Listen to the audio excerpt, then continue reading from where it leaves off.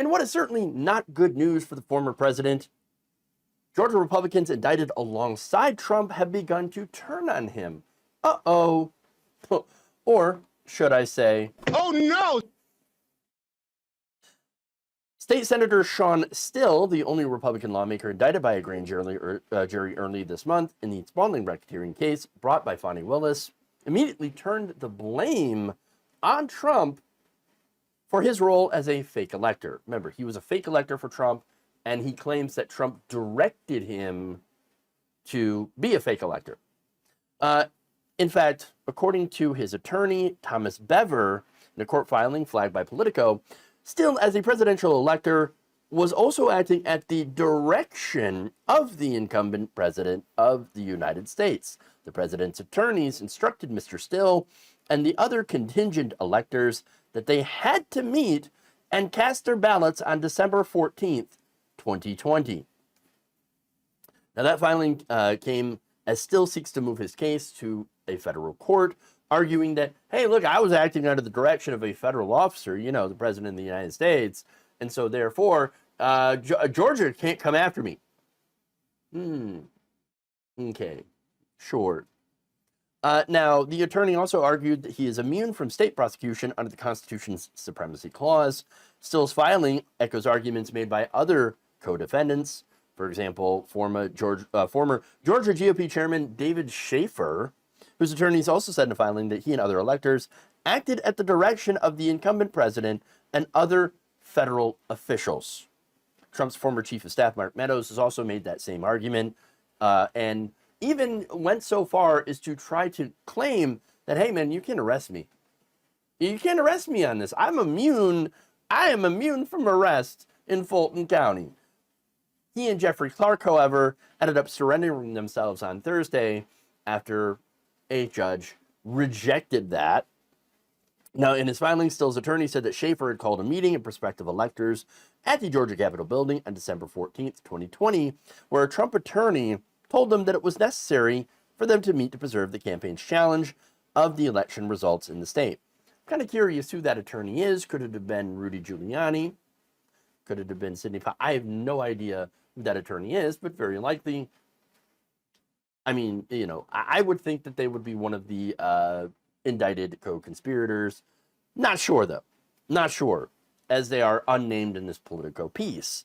Now, per the attorney's advice, and under the belief that the contingent vote was necessary to preserve the right to lawfully contest the election, Mr. Still cast a contingent, aka fake ballot, in his capacity as a contingent, aka fake presidential elector, not a real elector, the filing said.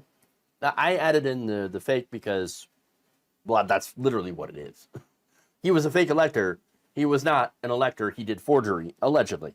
So now we have 3 more co-defendants that have been making this argument. Total 5 so far, pointing their fingers at Trump as a way to move their court cases to federal court, which I think is delicious. I love it. I love it so much. It is wonderful.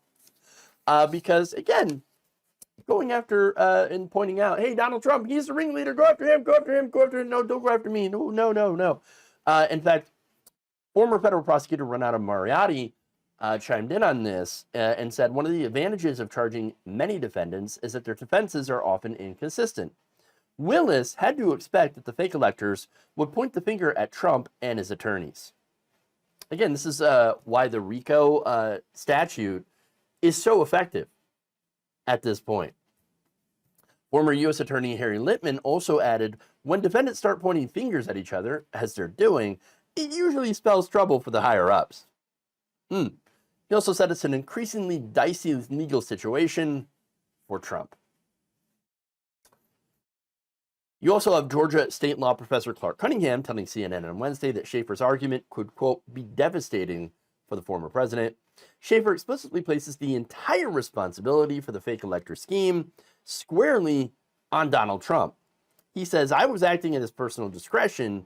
He does that because he's trying to get into the federal court under a law that says even if you're not an officer of the United States, if you were acting under the officer's direction, you can get to federal court.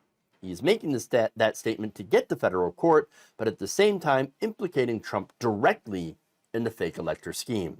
I don't think it's going to be successful, honestly. The way that I see it is Trump's lawyers were not agents of the government. They were acting on behalf of Trump's campaign. That's what this is. This was an election. This was Donald Trump saying, my campaign, I actually won.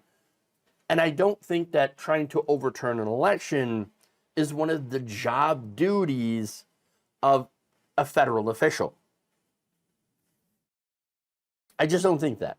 Now, whether or not a judge will allow this to move to federal court, well, I mean, again, I don't think it's going to matter as much as the fact that at least 5 co-defendants have just said, no, it wasn't me. This is on Donald Trump. You know, the whole fake elector thing, that is illegal. That's on Trump because he made me do it. That's pretty significant. And perhaps these 5 individuals will serve as a bellwether to many of the others to do the same thing.